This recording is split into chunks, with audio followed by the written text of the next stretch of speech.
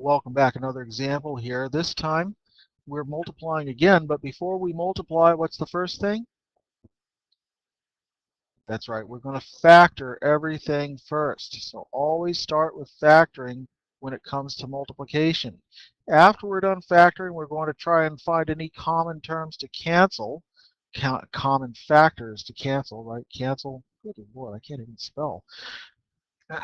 Let's try that again, Professor Peoples. Cancel, C-A-N-C-E-L,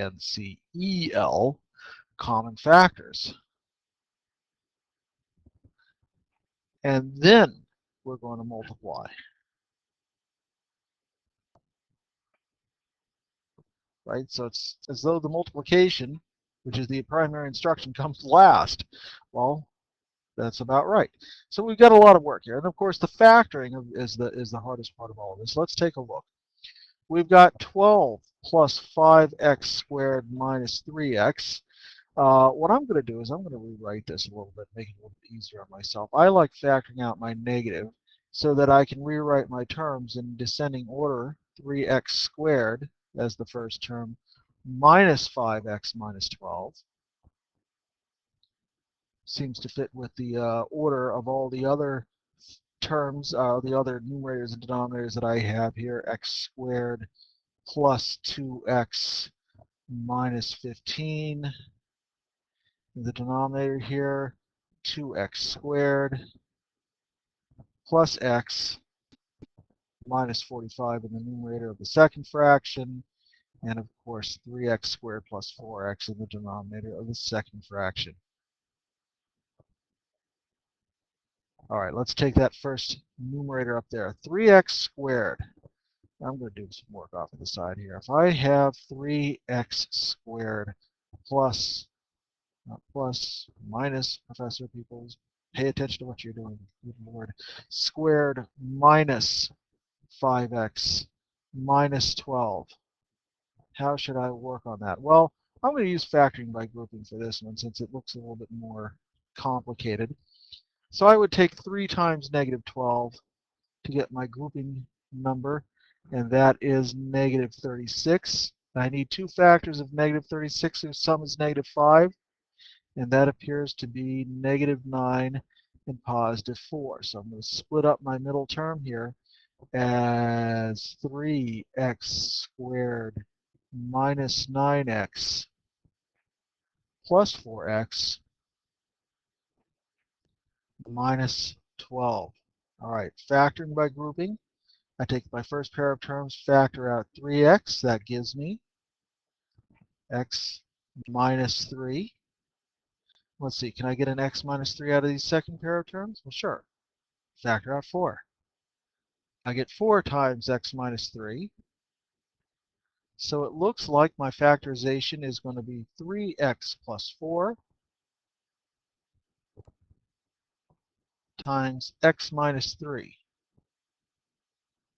Okay, let's put that in practice now. So in the numerator of my first fraction, I've got the negative of 3x plus 4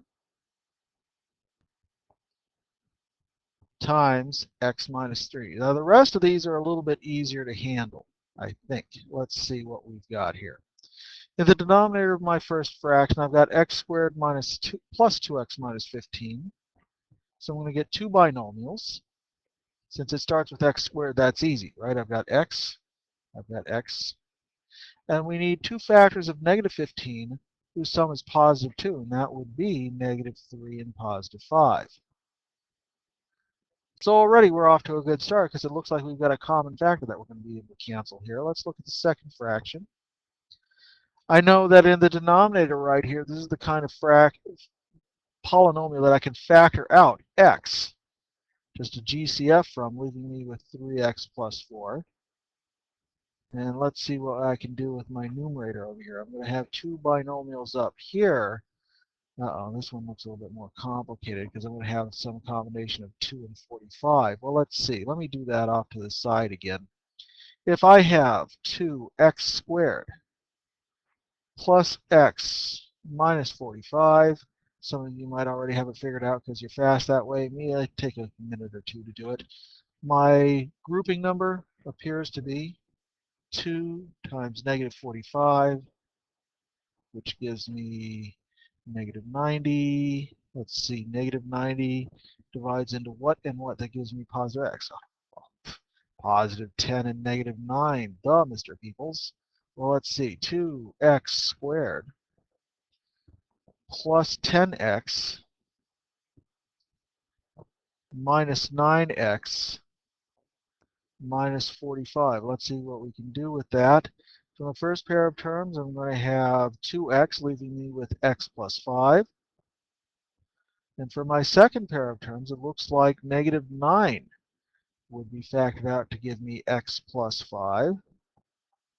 So going back up to my binomial factorization here, looks like I'm going to have x plus 5 as one of the factors,